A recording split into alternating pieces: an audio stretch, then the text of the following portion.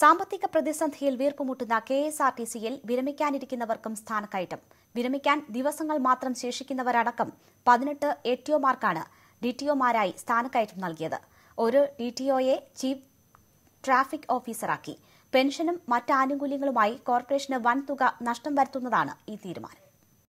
April 27 നടന്ന വകുപ്പുതല promotion committee യോഗത്തിലെ തീരുമാനപ്രകാരമാണ് കെഎസ്ആർടിസിയിൽ 18 എടിഒമാർക്ക് ഡിടിഒമാരായി സ്ഥാനക്കയറ്റം നൽകിക്കൊണ്ട് കഴിഞ്ഞ ദിവസം ഉത്തരവിറക്കിയത്. ഇതിൽ 6 പേർ അടുത്തുതന്നെ വിരമിക്കുന്നവരാണ്. തിരുവനന്തപുരത്ത് വിരമിക്കുന്നതിന് മുന്നോടിയായി അവധിയെടുത്തിരുന്നയാൾക്കും സ്ഥാനക്കയറ്റം ലഭിച്ചു. അവധിയിലുള്ള ഡിടിഒമാർക്ക് പകരവും നിയമനം നടത്തിയിട്ടുണ്ട്. കേന്ദ്ര ഓഫീസിൽ വിജിലൻസ് ഓഫീസറായി പ്രവർത്തിച്ചിരുന്ന എടിഒയ്ക്കും ഡിടിഒ ആയി അതേ തസ്തികയിൽ തുടരാൻ അനുവാദം നൽകി.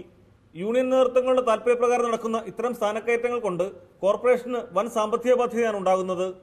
പെൻഷനും മറ്റ് ആനുകൂല്യങ്ങളും മുതൽ കുടുംബ പെൻഷൻ വരെ ആനുപാതികമായി വർദ്ധിക്കുന്നു.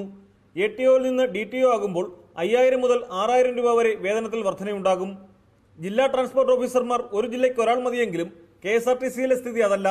നിലവിൽ ഓരോ ജില്ലയ്ക്കും 2 വീതം ഡിടിഒമാരുണ്ട്.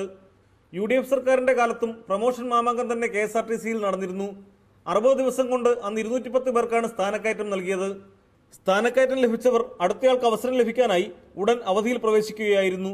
അന്നു ചിലർ മണിക്കൂറുകൾ മാത്രമാണ് പുതിയ കസേരയിൽ ഇരുന്നത്. നിലവിലുള്ളവർക്ക് പോലും കൃത്യമായി പെൻഷനും ശമ്പളവും നൽകാൻ കഴിയാതിരിക്കെയാണ് അധിക ബാധ്യത വരുത്തുന്ന ഇത്തരം നടപടികൾ.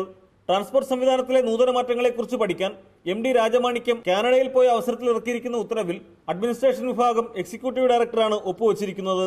വിദേശ ബാങ്കിൽ നിന്നും കെഎസ്ആർടിസിക്ക് 5000 കോടി രൂപ വായ്പ എടുക്കാനുള്ള ചർച്ചകൾ പൂർത്തിയാക്കിയ ശേഷം MD മടങ്ങിയെത്തിയിട്ടുണ്ട്. പുതിയ ഗതാഗത മന്ത്രി തോമസ് ചാണ്ടിയുടെ നിർദ്ദേശപ്രകാരം കോർപ്പറേഷനെ രക്ഷപ്പെടുത്താനുള്ള നീക്കങ്ങളുടെ ഭാഗമായാണ് വായ്പ എടുക്കൽ. പ്രദീപ്, ന്യൂസ് 18, തിരുവനന്തപുരം.